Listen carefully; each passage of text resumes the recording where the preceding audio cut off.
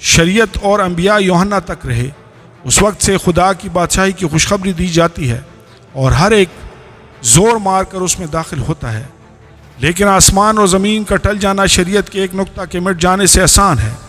کلام مقدس نئے عہد نامہ میں سے مقدس لوکا رسول کی انجیل، اس کا 16واں باب۔ معاملہ شناس منتظم۔ پھر اس نے شاگردوں سے بھی کہا کہ کسی دولت مند کا ایک مختار تھا، اس کی لوگوں نے اس سے شکایت کی، یہ تیرا مال اڑاتا ہے۔ بس اس نے اس کو بلا کر کہا، یہ کیا ہے جو میں تیرے حق میں سنتا ہوں؟ اپنی مختاری کا حساب دے، کیونکہ آگے کو تو مختار نہیں رہ سکتا۔ اس مختار نے اپنے جی میں کہا کہ کیا کروں، کیونکہ میرا مالک مجھ سے مختاری چھینے لیتا ہے، مٹی تو مجھ سے کھودی نہیں جاتی اور بھیک مانگنے سے شرم آتی ہے۔ میں سمجھ گیا کہ کیا کروں تاکہ جب مختاری سے موقوف ہو جاؤں تو لوگ مجھے اپنے گھروں میں جگہ دیں۔ بس اس نے اپنے مالک کے ایک قرضدار کو بلا کر پہلے سے پوچھا کہ تجھ پر میرے مالک کا کیا آتا ہے؟ اس نے کہا 100 من تیل۔ اس نے اس سے کہا اپنی دستاویز دے اور جلد بیٹھ کر 50 لکھ دے۔ پھر دوسرے سے کہا تجھ پر کیا آتا ہے؟ اس نے کہا 100 من گیہوں۔ اس نے اس سے کہا اپنی دستاویز دے کر 80 لکھ دے۔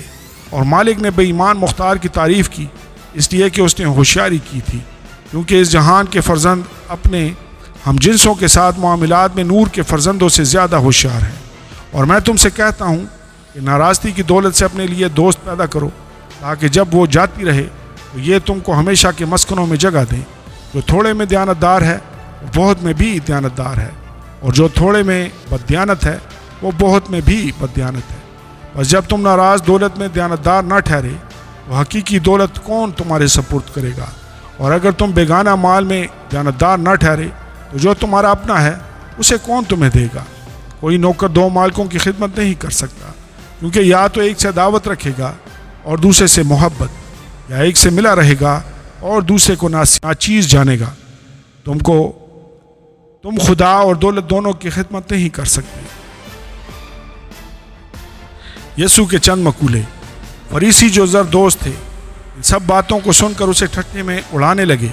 اس نے ان سے کہا کہ تم وہ ہو کہ آدمیوں کے سامنے اپنے آپ کو رازباز ٹھہراتے ہو، لیکن خدا تمہارے دلوں کو جانتا ہے، کیونکہ جو چیز آدمیوں کی نظر میں عالی قدر ہے وہ خدا کے نزدیک مکروہ ہے۔ شریعت اور انبیاء یوحنا تک رہے، اس وقت سے خدا کی بادشاہی کی خوشخبری دی جاتی ہے اور ہر ایک زور مار کر اس میں داخل ہوتا ہے، لیکن آسمان اور زمین کا ٹل جانا شریعت کے ایک نقطہ کے مٹ جانے سے آسان ہے۔ جو کوئی اپنی بیوی کو چھوڑ کر دوسری سے بیاہ کرے وہ زنا کرتا ہے، اور جو شخص شوہر کی چھوڑی ہوئی عورت سے بیاہ کرے وہ بھی زنا کرتی ہے۔ دولت مند آدمی اور لازر۔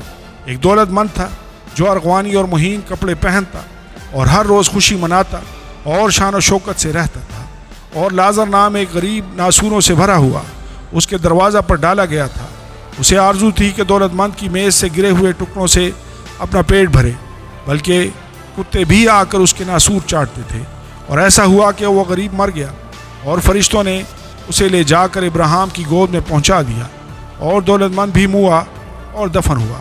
اس نے عالم ارواح کے درمیان عذاب میں مبتلا ہو کر اپنی آنکھیں اٹھائیں اور ابراہیم کو دور سے دیکھا اور اس کی گود میں لازر کو، اور اس نے پکار کر کہا، اے باپ ابراہیم، مجھ پر رحم کر کے لازر کو بھیج کہ اپنی انگلی کا سرا پانی میں بھگو کر میری زبان تر کرے، کیونکہ میں اس آگ میں تڑپتا ہوں۔ ابراہیم نے کہا، بیٹا، یاد کر کہ تو اپنی زندگی میں اپنی اچھی چیزیں لے چکا، اور اسی طرح لازر بری چیزیں، لیکن اب وہ یہاں تسلی پاتا ہے اور تو تڑپتا ہے۔ اور ان باتوں کے سوا ہمارے تمہارے درمیان ایک بڑا گڑھا واقعہ ہے، ایسا کہ جو یہاں سے تمہاری طرف پار جانا چاہیں نہ جا سکیں، اور نہ کوئی ادھر سے ہماری طرف آ سکے۔ اس نے کہا، پس اے باپ، میں تیری منت کرتا ہوں کہ تو اسے میرے باپ کے گھر بھیج، کیونکہ میرے 5 بھائی ہیں، تاکہ وہ ان کے سامنے ان باتوں کی گواہی دے، ایسا نہ ہو کہ وہ بھی اس عذاب کی جگہ میں آئیں۔ ابراہیم نے اس سے کہا، ان کے پاس موسیٰ اور انبیاء تو ہیں، ان کی سنیں۔ اس نے کہا، نہیں اے باپ ابراہیم، ہاں اگر کوئی مردوں میں سے ان کے پاس جائے وہ توبہ کریں گے۔ اس نے اس سے کہا کہ جب وہ موسیٰ اور نبیوں ہی کی نہیں سنتے تو اگر مردوں میں سے کوئی جی اٹھے تو اس کی بھی نہ مانیں گے۔ آمین اور آمین۔